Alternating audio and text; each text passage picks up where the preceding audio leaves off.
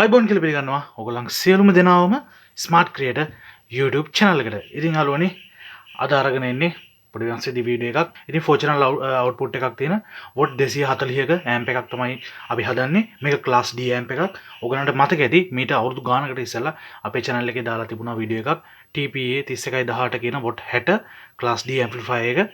ඉතින් මේක සුපිරි ඇම්ප් එකක්. හොඳ අවුට්පුට් රේට් එකක් තියෙනවා. ඉතින් මේකෙන් හතරක් දාලා ෆෝචනල් අවුට්පුට් එකක් තියෙන ඇම්ප්ලිෆයර් එකක් තමයි අපි හදන්න යන්නේ. මේකට අපි ඇම්ප්ලිෆයර් කේසින් එකකට ගියේ නැහැ. අපි ඒ වෙනුවෙන් ගත්තා ප්‍රොජෙක්ට් බොක්ස් එකක්. මෙන්න මේ වගේ ටිකක් විශාල ප්‍රමාණයේ ප්‍රොජෙක්ට් බොක්ස් එකක්. මොකද අපිට ඕන විදිහට එතකොට මේක හදා ගන්න පුළුවන්. මේක 24 power input එක විදිහට අපි මේකේ පාවිච්චි කරනවා. මෙන්න මේ වගේ 24 5 ampere SMPS එකක්. ඉතින් ට්‍රාන්ස්ෆෝමර් එක පාවිච්චි කරනවට වඩා ලේසියෙන් අපිට මේක පාවිච්චි කරන්න පුළුවන්. ඊට පස්සේ මෙන්න මේ වගේ හොඳ ස්පීකර් කනෙක්ටර්ස් අපි අරගෙන තිනවා. මේකක් රුපියල් 320ක විතර මිලක් වෙනවා.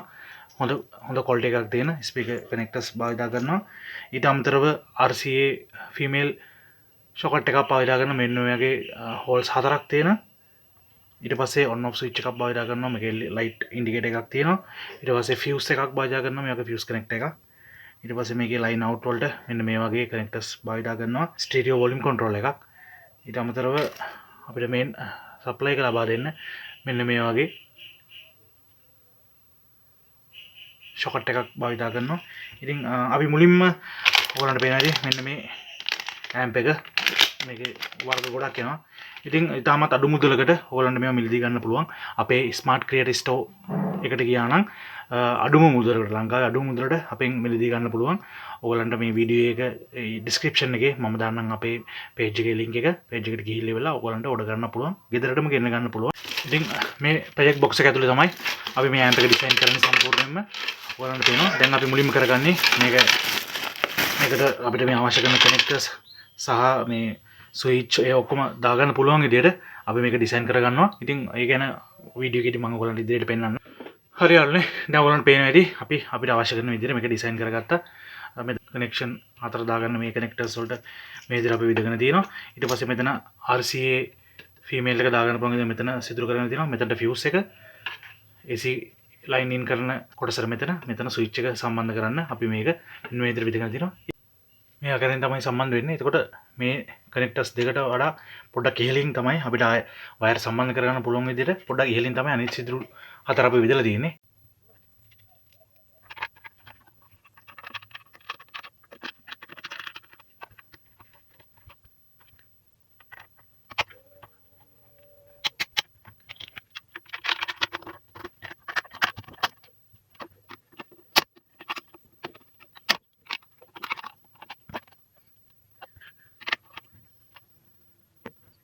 හරි යාළුවනේ මෙන්න දැන් ඔයගලන්ට පේන ඇති මේකේ පෙනුම පිළිවෙලට ගානට අපි මේක හදාගෙන තියෙනවා. ඇතුළු පැත්ත මෙන්න මේ වගේ පෙනුමක් තමයි තියෙන්නේ. දැනට තාම වැඩි ඉවර නෑ. මුලින්ම කනෙක්ටර්ස් ටික ඔක්කොම අපි සම්බන්ධ කරගත්තා. මෙන්න මේ ආකාරයෙන් රින් ලයින් ටික ඔක්කොම එක පැත්තකට ගත්තා. දැන් ලයින් ටික වෙන වෙනම අරන් තියෙනවා. ඊට පස්සේ RCA ෆීමේල් එක මෙතන සම්බන්ධ කරලා තියෙනවා. ෆියුස් එක AC කනෙක්ටර්ස් AC ලයින් ඉන් එක දෙන කනෙක්ටර් එක. ඊට මෙතන on off switch එක මෙන්න මේ ආකාරයෙන් තියෙනවා. ඊට පස්සේ අපි මේක ඇතුළට කෙලින්ම SMPS එක මෙන්න මේ ආකාරයෙන් මේකට සම්බන්ධ කරගන්න ඕනේ.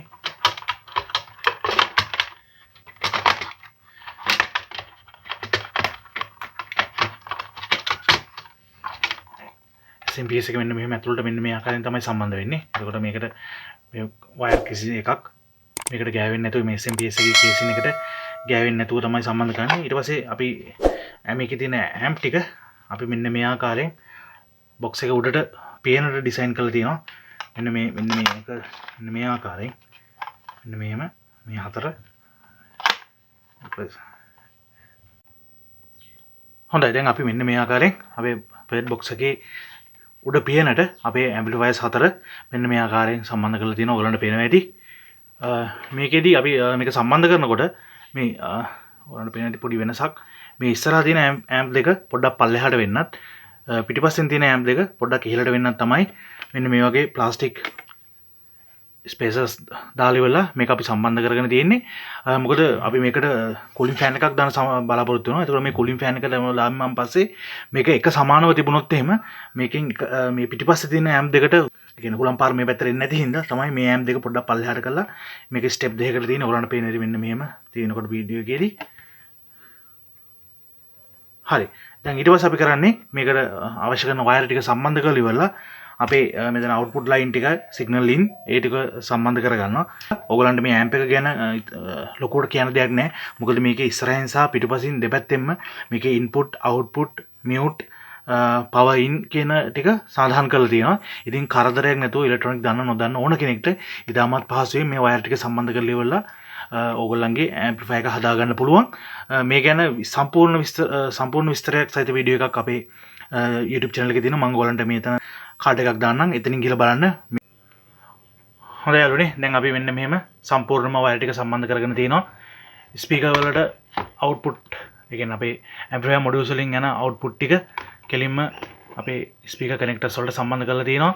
ඊට පස්සේ මේකට පවර් එන ටික වෙනම අපි සම්බන්ධ කරලා කොටස් වයර් දෙකකින් ගිහිල්ලා SMS එකට පවර් ඉන් එකට අපි සම්බන්ධ කරලා තියෙනවා.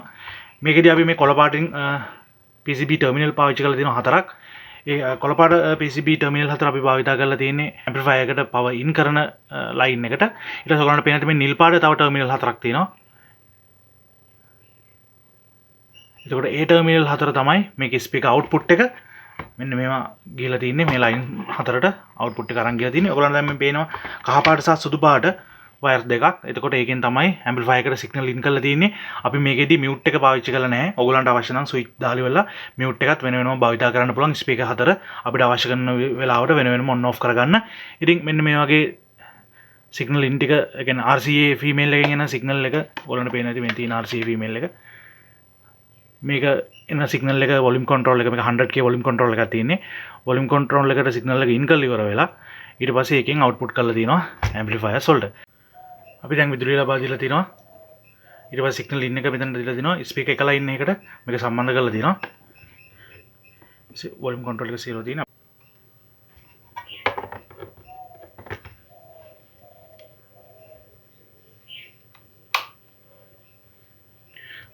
අපි දැන් බලමු මේකේ පවර් ඔන් කරලා ඉවරලා ඔයාලට පේනවා පවර් ඔන් කරාට පස්සේ ඇම්ප්ලිෆයර්ස් ටික ඔන් වුණා, SMS එක ඔන් වුණා. ඊට පස්සේ අපි මේකට අපි දැන් සිගනල් එකක් ඉන් කරලා තියෙන්නේ.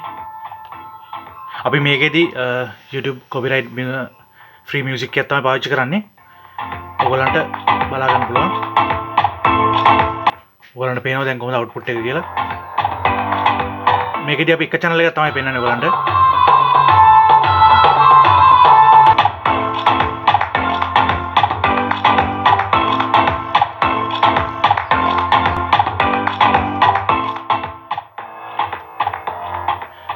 ස්පීකර් ලයින් ටික මේ තියෙන්නේ වෙන කොහෙන්වත් වයර් සම්බන්ධ කරලා නැහැ. ස්පීකර් ලයින් ටික ඔයාලට පේනද මෙන්න මේව සම්බන්ධ කරලා තියෙන්නේ. නැත්තම් සමහරව විශ්වාස කරන්නේ නැහැ මේ වගේ අවුට්පුට් එකක් මේ පොඩි ඇම්ප් එකක තියෙනවා කියලා.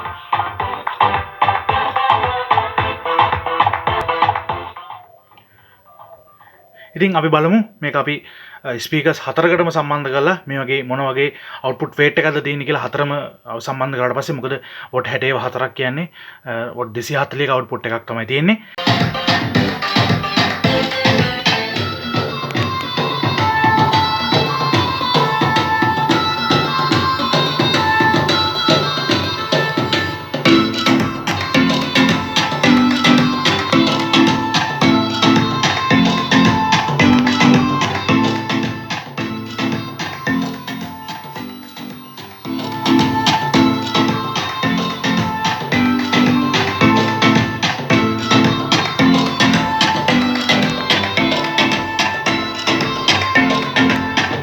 ඔයගලන්ට මේ ගැන යම් කිසි දෙයක් දැනගන්න අවශ්‍ය නම් අපහැදිලි තැනක් තියෙනවා නම් අපේ පල්ලෙහා කමෙන්ට් සෙක්ෂන් එකේ කමෙන්ට් එකක් දාන්න. ඒ හැම දෙයකටම අපි පිළිතුරු ලබා දෙනවා. ඉතින් වීඩියෝ එක අවසාන වෙනකම් බලපු ඔයගලන් සියලුම දෙනාටම බොහොම ස්තුතියි කියන ගමන් නැවතත් හමු වෙමු මේ වගේම ස්මාර්ට් වීඩියෝ එකකින්.